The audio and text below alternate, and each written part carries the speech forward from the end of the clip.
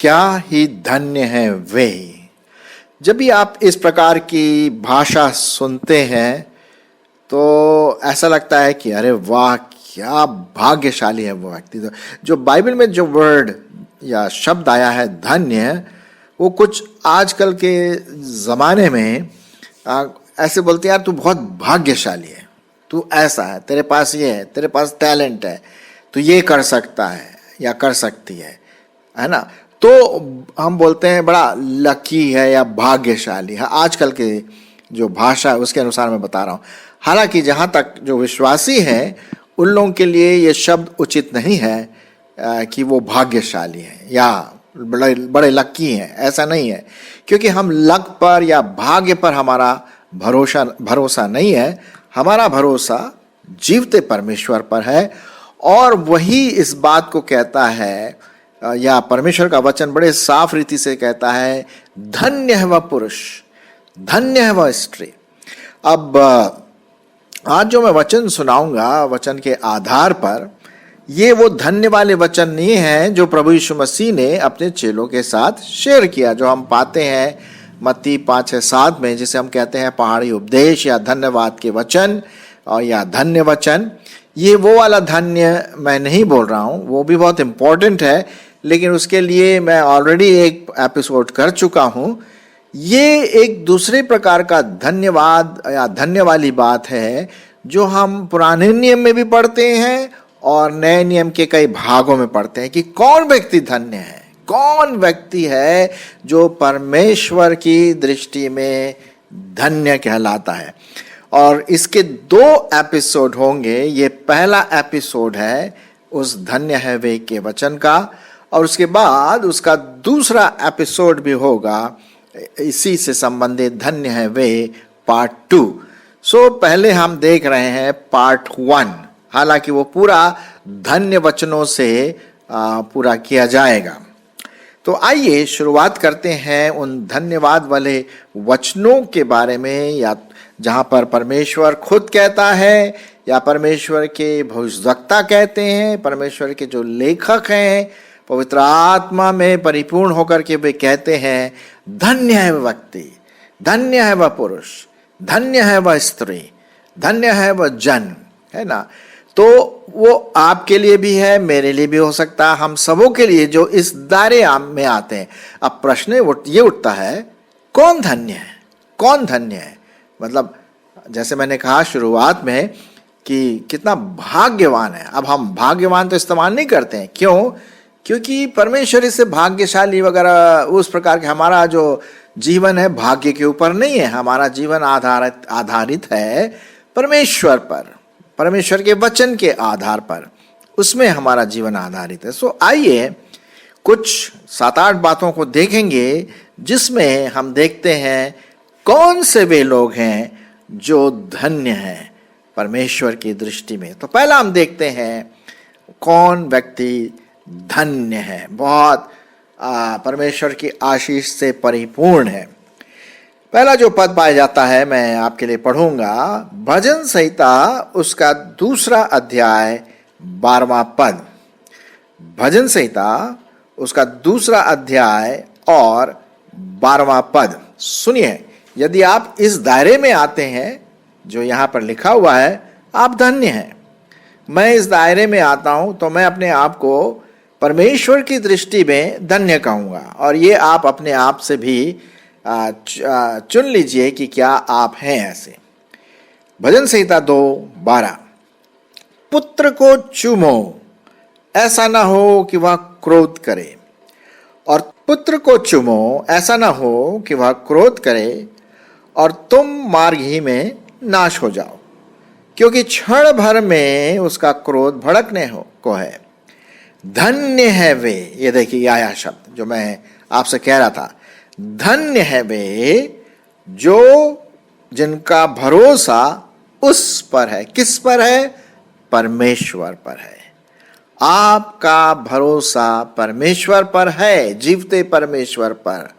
प्रभु यीशु मसीह के द्वारा आपने उद्धार पाया है, तो आप धन्य हैं, आप ब्लेसेड हैं, मैं ब्लेसेड हूं, मैं धन्य हूं। यदि हमारा भरोसा, पूर्ण भरोसा प्रभु परमेश्वर पर है, अगर नहीं है तो भाई साहब बहन जी पूरा भरोसा प्रभु पर करें, तब आप धन्य कहलाने के योग्य होंगे। आइए हम दूसरे और तीसरे चीजों को देखेंगे। कौन और लोग धन्य हैं? भजन संहिता उसका 44 अध्याय, माफ करना 84 अध्याय, भजन संहिता उसका 84 अध्याय और उसका 4 और 5 पद देखते हैं। यहां पर किसको धन्य कहा गया है? कौन धन्य कहलाने के योग्य है? क्या आप हैं? सुनिए क्या लिखा हुआ है। क्या ही धन्य है वे जो तेरे भवन में रहते हैं। आहा, जो व्यक्ति परमेश्वर के भवन में रहता, पापा प्रभु के लोगों के बीच में रहता है, चर्च में जाता है, जो तेरे भवन में रहते हैं, वे तेरी स्तुति निरंतर करते रहेंगे। यह लिखा हुआ सेला। सेला का मतलब है, इस पर और भी विचार करिए। जब भी सेला शब्द आता है भजन संहिता में, इसका यह मतलब है कि आप उस पर और ध्यान पूर्वक विचार करिए। तो साहब ध्यान पूर्वक विचार करिए। फिर 5वां पद, क्या ही धन्य है वह मनुष्य जो तुझसे शक्ति पाता है और वे जिनको सिय्योन की सड़क की सुधि रहती है। वाह, कौन धन्य है? कौन कौन धन्य है? जो परमेश्वर की उपस्थिति में रहते हैं, भवन में रहते हैं। कहने का मतलब है परमेश्वर की उपस्थिति में उनको चर्च जाने में, कलीसिया जाने में बस आनंद आता है। एक्सक्यूजेस नहीं बनाते कि मेरे पेट में दर्द हो रहा है अरे आज मेरे सिर में दर्द हो रहा है, बहाना नहीं नहीं नहीं नहीं। अरे साहब वो जाना मांगते हैं, परमेश्वर की उपस्थिति में रहना मांगते हैं।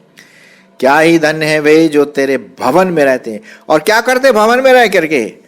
निरंतर स्तुति करते रहते, महिमा, प्रेज, हालेलुया। इसीलिए तो भैया हम लोग बनाए गए हैं।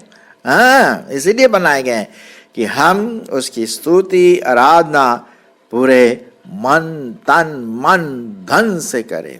क्या लिखा हुआ है 4:24, यूहन्ना 4:24 में? परमेश्वर आत्मा है और जो उसकी आराधना करते हैं, महिमा करते हैं, स्तुति करते, कैसे करें? आत्मा और सच्चाई से। तो वही है, जो परमेश्वर की उपस्थिति में रहते हैं वे धन्य हैं। क्या आप धन्य हैं? वह मैं भी धन्य रहता हूं, ज्यादातर मैं अपनी बात बता रहा हूं। आगे बढ़े। तीसरा हम देखेंगे कौन से ऐसे व्यक्ति हैं जो धन्य कहलाते हैं परमेश्वर के वचन के आधार पर। और हम पढ़ेंगे इसके लिए भजन संहिता और उसका 106 भाग, भजन संहिता उसका 106 भाग या 106 अध्याय और उसका 3 पद। क्या लिखा हुआ है सुनिए। क्या ही धन्य है, फिर से वही आ गया, धन्य है वे। तीसरा, क्या ही धन्य है, ब्लेसेड। अरे साहब शाबाश, जैसे बोलते ना, क्या ही धन्य है वे जो न्याय पर चलते हैं और हर एक समय धर्म के काम करते रहते हैं, जो परमेश्वर की आज्ञाओं का पालन करते हैं, न्याय पर चलते हैं। They believe in true justice, है ना, सही न्याय पर जिनका भरोसा है। वो सही न्याय कौन देता? हमारा प्रभु परमेश्वर। और हर समय कैसे रहते हैं? परमेश्वर के कार्य में लगे रहते हैं। बोलते हैं ना, जैसे लगे रहो मुन्ना भाई, ये लगे रहते हैं। तो वो व्यक्ति क्या है? धन्य है। क्या आप परमेश्वर के कार्य में लगे रहते हैं, उसकी आज्ञाओं का पालन करते रहते हैं? ये तो प्रश्न है। अगर ऐसा करते हैं तो आप धन्य हैं और परमेश्वर की महिमा करे कि यार मैं करती हूं, मैं करता हूं, मैं धन्य हूं। परमेश्वर का धन्यवाद हो।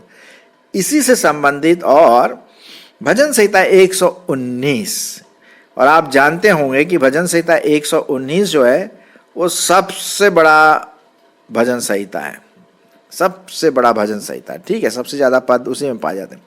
तो भजन संहिता 119 का पहला पद सुनिए क्या लिखा हुआ है। धन्य है वे।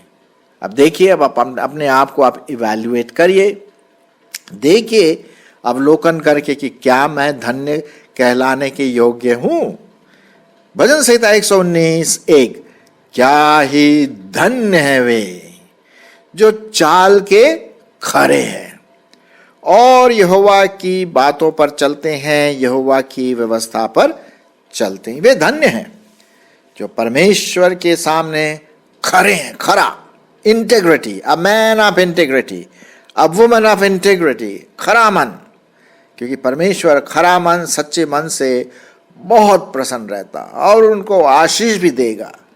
खरा मन का मतलब है बिल्कुल सही, बाहर भी सही, अंदर भी सही। ये नहीं चापलूसी पना या बटरिंग या दो चित। बाहर भी वही है, अंदर भी वही है। बाहर हम ये कुछ और दिखाते हैं, अंदर कुछ दिखाते हैं, तो वो तो कपटीपन है। फरीसी लोग बड़े एक्सपर्ट थे इन बातों में, लेकिन जो प्रभु के लोग हैं उनको बाहर और अंदर एक होना है, खरा, साफ, पूर्णदर्शी, है ना। क्या ही धन्य है वे जो चाल के खरे हैं, कोई दुचितापन नहीं है, और जो यहोवा की बातों पर, यहोवा की कमांड्स पर, यहोवा की व्यवस्था पर चलते हैं। और फिर उसके बाद 2 पद भी लिखा हुआ है, क्या ही धन्य है वे जो उसकी चितौनियों को मानते हैं, उसकी आज्ञाओं को मानते हैं, वही है ना, और पूर्ण मन से उसके पास आते हैं। जब आप परमेश्वर की आराधना करते हैं, चर्च में, कलीसिया में, मीटिंग में, घर में, परिवार में, तो क्या आप पूर्ण मन से करते हैं या आधे मन से? मन कहीं और है और गीत गा रहे हैं, हालेलुया, स्तुति गाए हम, और मन कहीं और है, यार मीटिंग कब खत्म होगी, मेरा टीवी सीरियल जा रहा है। पूर्ण मन, अगर आप आराधना कर रहे हैं तो पूर्ण मन से करें, खराई से करें, क्योंकि क्या लिखा हुआ है, परमेश्वर आत्मा है और जो उसकी आराधना करे कैसे करें? आत्मा और सच्चाई से करें। यूहन्ना 4:24 में लिखा हुआ। सो क्या ही धन्य है वे जो उसके चितौनियों को मानते हैं और पूर्ण मन से उसके पास आते हैं। ये दूसरा पद है भजन संहिता 119 का पहला और दूसरा पद। आगे बढ़े, फिर उसके बाद हमने देखा 1, 2, 3 और चौथी बात हम देखते हैं, और यहां पर हम पढ़ेंगे भजन संहिता 112 और उसका पहला पद। भजन संहिता 112 और उसका पहला पद क्या लिखा हुआ है, सुनिए ध्यान से। यहां पर लिखा हुआ है, यह की स्तुति करो, मतलब यहोवा परमेश्वर की क्या करो? स्तुति करो। क्या ही धन्य है वह पुरुष। आहा, पुरुष का मतलब यहां स्त्री से भी है। पुरुष तो एक जो नॉर्मल टर्म इस्तेमाल करते पूरे मानव जाति के लिए। क्या ही धन्य है वह पुरुष जो यहोवा का भय मानता है। भय मानने का मतलब क्या है? आदर वाला भय, डरने वाला भय नहीं, आदर वाला, भक्ति वाला, स्तुति वाला, वो वाला भय। क्या ही धन्य है वह पुरुष जो यहोवा का भय मानता है और उसकी आज्ञाओं से अति प्रसन्न रहता है। खुश रहता है परमेश्वर की बातों से, दूसरों की बातों से नहीं, है ना, परमेश्वर की बातों से, उसकी आज्ञाओं से प्रसन्न रहता है। तो स्तुति करता है, यह की स्तुति करता है, यहोवा का भय मानता है ना। कहने का मतलब यह है कि हमारा सृष्टिकर्ता, सर्वव्यापी, सर्वज्ञानी, सर्वसामर्थी परमेश्वर, अरे साहब, ये तो हमारा प्रिविलेज है कि हम उस परमेश्वर की आराधना कर सकते हैं, उसके लिए उसका भय माने। जब हम उसके सामने आए, भय, आदर वाला भय के समान, ओ महान प्रभु परमेश्वर, ओ मैं तो तेरे सामने अपनी आंखें भी नहीं उठा सकता। जैसे उस व्यक्ति ने टेम्पल के बाहर, मंदिर के बाहर प्रार्थना किया और उसकी प्रार्थना सुनी गई, उसने आंखें भी अपने ऊपर नहीं उठाई, क्योंकि उसके अंदर परमेश्वर का भय था। क्या ये भय हमारे अंदर है? यदि है, प्रेज द लॉर्ड, धन्यवाद हो, आप धन्य व्यक्ति हैं। आगे बढ़े, फिर भजन संहिता 115 और उसका 5 पद देखें क्या लिखा हुआ है। भजन संहिता 115 और उसका 5। उसके बाद हम देखते हैं परमेश्वर के वचन में, और वो पाया जाता है नीति वचन 8:34। नीति वचन 8:34, देखिए क्या लिखा हुआ वहां पर, और कौन सा व्यक्ति धन्य कहलाया जाता है। 8:34, ठीक है, सुनिए क्या लिखा हुआ है। क्या ही धन्य है वह मनुष्य जो मेरी सुनता है, वरन मेरी डेवढ़ी पर प्रतिदिन खड़ा रहता और मेरे द्वारों के खंभों के पास दृष्टि लगाए रहता है। आहा, क्या बात है।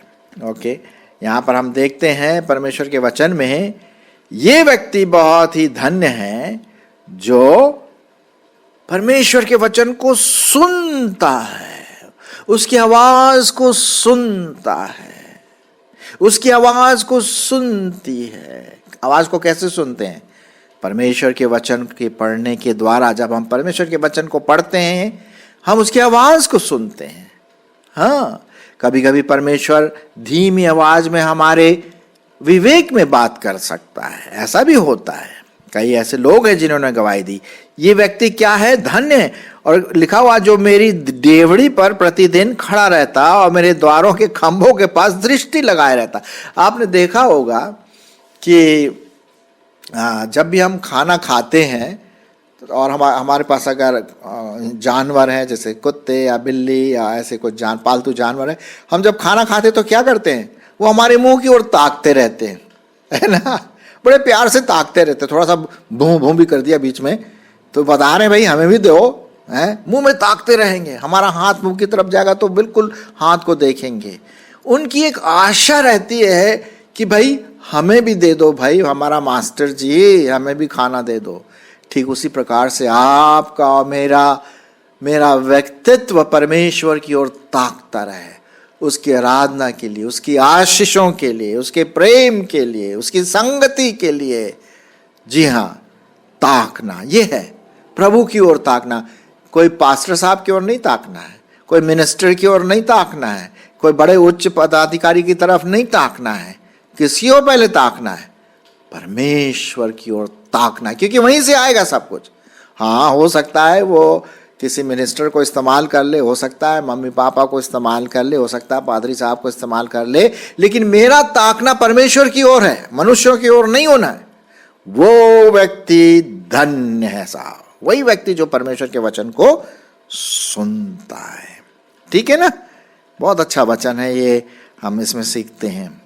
आइए हम आगे बढ़ें, और कौन से धन्य व्यक्ति हैं? यशाया की किताब, यशाया, पुराने नियम में यशाया, और उसका 30 अध्याय, यशाया 30 अध्याय और उसका 18 पद। क्या लिखा हुआ है? तो भी यहोवा इसलिए विलंब करता है कि तुम पर अनुग्रह करे, और इसलिए ऊंचे उठेगा कि तुम पर दया करे, क्योंकि यहोवा न्यायी परमेश्वर है। क्या ही धन्य है वे, ये आया वो शब्द, क्या ही धन्य है वे जो उस पर आशा लगाए रहते हैं, ताकते रहते हैं, परमेश्वर पर आशा लगाए रहते। दे वेट ऑन द लॉर्ड, क्योंकि परमेश्वर उनका सब कुछ देने वाला, अनुग्रह करने वाला, सब चीजें देने, प्रोवाइड करने वाला, यहोवा जरे, हर चीज को देने वाला, आशीष करने वाला, वही है हमारा जीवता परमेश्वर, यहोवा। तो ये जो व्यक्ति जो परमेश्वर की ओर ताकता है, उसकी ओर आशा लगाए रहता है कि उससे मुझे मिलेगा, मेरी प्रार्थनाओं का उत्तर आएगा, मुझे चंगाई मिलेगी, मुझे आशीष मिलेगी, यहोवा ही की ओर से मिलेगी, ऐसा व्यक्ति क्या है? परमेश्वर की दृष्टि में धन्य है, धन्य है वो व्यक्ति। आइए हम आखिरी पद को देखेंगे जो नए नियम में मिलता है, आखिरी बात को, धन्य की जो बात है, फिर हम एपिसोड नंबर 2 में बाद में देखेंगे। ये पाया जाता है लूका रचित सुसमाचार 6 और 22, 6वां अध्याय और उसका 22वां पद। लूका उसका 6वां अध्याय और उसका 22 पद। ओके, बहुत अच्छा लिखा। क्या लिखा हुआ है सुनिए। बहुत अच्छा है। धन्य हो तुम। लो साहब, आप वचन सुन रहे हैं, आप धन्य हो, लेकिन सुनिए क्यों धन्य है। जब मनुष्य के पुत्र के कारण लोग तुमसे बैर करेंगे। हाँ, आजकल तो हो रहा है, बिल्कुल हो रहा है। धन्य हो तुम जब मनुष्य के पुत्र के कारण लोग तुमसे क्या करेंगे, बैर करेंगे, और तुम्हें निकाल देंगे, और तुम्हारी निंदा करेंगे, और तुम्हारा नाम बुरा जानकर काट देंगे। आए है, किसको पसंद है साहब ये सब? जहां तक अगर हम शारीरिक रूप से देखें तो किसी को पसंद नहीं, लेकिन आत्मिक रूप से परमेश्वर कहता है कि लोग ऐसा हमारे साथ करेंगे क्योंकि हम सत्य पर चलते हैं, हम परमेश्वर के वचन पर, अटूट वचन पर विश्वास करते हैं। इसलिए लोग सत्य के खिलाफ बोलेंगे, आपके खिलाफ बोलेंगे, आपके विरोध में रहेंगे। तुम धन्य हो, प्रभु यीशु मसीह कहते हैं तुम धन्य हो अगर ये सब सहते हो। हमारे कई विश्वासी भाई बहन जो कई प्रकार के सताव, मुसीबत, दुख, तकलीफ से गुजर रहे हैं, मैं अभी कह नहीं सकता, लेकिन आप जानते हैं वो लोग धन्य हैं। धन्य हैं वे लोग जो प्रभु यीशु मसीह के कारण सताए जाते हैं। लोग बैर करेंगे, निकाल देंगे तुम्हें अपने परिवार से, निंदा करेंगे, तुम्हारा नाम बुरा जानकर काट भी देंगे। हाँ, लेकिन क्या है, धन्य हो तुम। क्या आपके साथ ऐसा कुछ हो रहा है? धन्य भाई, अगर आगे होगा तो अपने आप को धन्य कहिए। सो मेरे प्रियो, आज हमने देखा कौन से व्यक्ति धन्य है, जो प्रभु परमेश्वर पर विश्वास करते हैं, जो उसके उपस्थिति में रहते हैं और उसकी आवाज को सुनते हैं, उसकी कहे हुए बातों को मानते, वचनों को मानते हैं, जो जिनके अंदर परमेश्वर का भय पाया जाता है, और जो परमेश्वर की आवाज को सुनते हैं, जो परमेश्वर की ओर आशा लगाए रहते हैं, और जो परमेश्वर के नाम के कारण, यीशु मसीह के नाम के कारण सताए जाएंगे। ये सब क्या है, धन्य है। क्या आप इस कैटेगरी में हैं? मेरी ऐसी आशा है। अगर नहीं, प्रार्थना करें कि परमेश्वर उन धन्य वे के कैटेगरी में आप आ जा। मेरी भी यही प्रार्थना है कि मैं सदा उसमें बना रहूं। परमेश्वर आपकी और मेरी अगुवाई करे। और दूसरा एपिसोड जो इसी का है, धन्य वे हैं, उनका दूसरा जो एपिसोड है वो भी जरूर सुनिए इसके साथ।